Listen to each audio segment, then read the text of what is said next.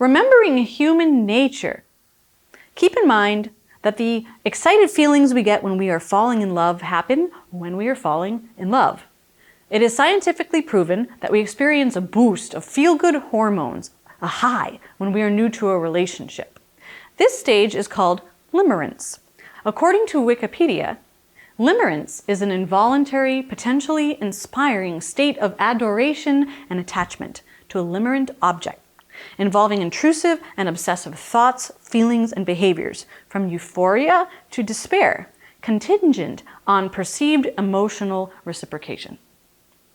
This is more like obsession or addiction, and is a word I will use to differentiate between addictive love and real love. These hormones fade over time, and relationships naturally get more comfortable. So, what does that mean? What I can tell you is that it doesn't mean you have fallen out of love. It means that your relationship is about to take a new turn. Limerence is surface level love. It is easy. True love goes deeper. So, when you are experiencing conflict, don't allow yourself to jump to the idea that there is something wrong with your relationship. Another common phenomenon that happens when we fall out of the limerence stage is that couples often create drama in order to keep the relationship exciting. It is a destructive way of maintaining dynamics, the emotional highs and lows that are so addictive in love relationships.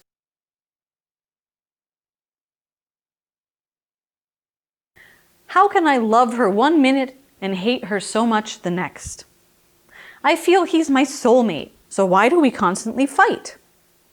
Sound familiar? If so, you are not alone. Most love relationships eventually turn into love-hate relationships. Feelings of love can turn into drama, hostility, attack, or withdrawal of affection at the flick of a switch. This duality of pleasure and pain is considered normal.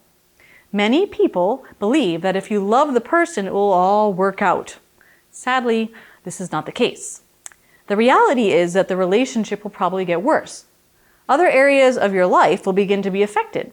You snap at your children more or fight in front of them. You withdraw from your friendships or you are distracted at work. You'll keep the cycle going for a while until it grows so destructive that the relationship finally collapses. You are trapped in an impossible addiction that maintains a destructive game. It makes you feel so good, and at the same time, it is eating you alive. It might seem normal, but this is not what you want, is it? Normal is not an aspiration to strive for. If you want to stop the love-hate cycle, you need to know why it happens and how to make changes before the relationship drives you crazy or ends. First, let's look at why the drama begins.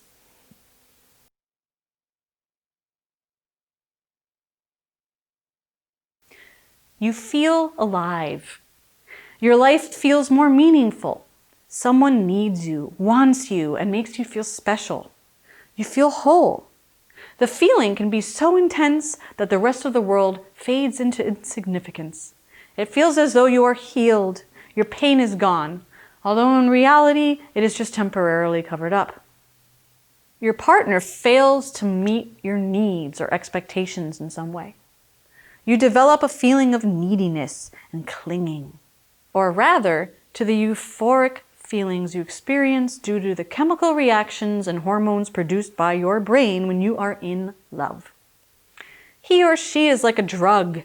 You are on a high when he or she is available, but even the possibility that they might not be there for you can lead you to feelings of fear, abandonment, and rejection. The numbing quality of the drug wears off, and you again feel the pain you had before the relationship. This time, however, you believe your partner is the cause. And the drama begins. You both may begin to feel jealousy or resentment, and you take offense to practically everything your partner does and says. You become possessive and controlling. You withdraw, demand, criticize, judge, blame, and attack, all in an attempt to coerce your partner to go back to meeting your needs. So, you begin the love-hate cycle. But now, you're not just addicted to the love, you're addicted to the drama cycle too. It makes you feel alive. Research shows that relationships that are full of drama can be more addicting than most drugs. How can this be true?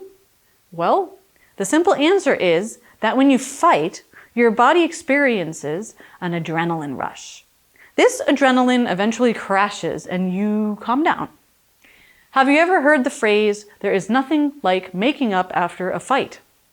The reason the makeup period is a great period is because when you come down from the high, you are usually apologetic and loving. So you both swing back into the positive feeling addiction. And then the brain releases other chemicals such as dopamine and serotonin, making you feel happy and euphoric once again. Unfortunately, this state is short-lived because, like with all drugs, your body will start looking for that high or adrenaline rush all over again.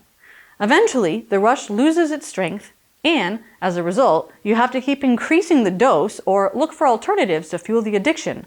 In other words, the more of a routine it becomes to fight, the more adrenaline you're going to need, and so you find yourself fighting more often and with greater intensity. Maybe the makeup period continues to feel good to you, that is, if you are looking to experience a roller coaster ride in your relationship.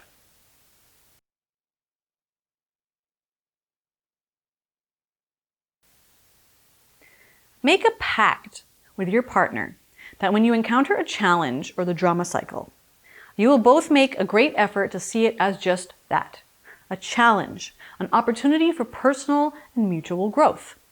Constant growth creates novelty and newness, which is way better than just continued addiction to adrenaline and drama. Novelty and newness means your relationship won't go stale. We live in an ever-expanding universe filled with progress and incredible technology that keeps advancing every day. Why wouldn't our relationships mirror the reality we live in? When we use technology to aid us in our human endeavors, to better our lives and our environment, technology becomes a tool for improvement, a blessing. If we use technology irresponsibly, it can be used to control us, pollute the earth, and do damage to our world and our brains. When we are careful and driven by wisdom and a desire to improve and better ourselves and our world, progress is always a good thing. Just like personal growth and relationships, when there is no movement, no change, eventually there is death. In the same way that technology can serve in humanity's progress, and humans continue down the path of evolution, we don't want our relationship momentum to stop.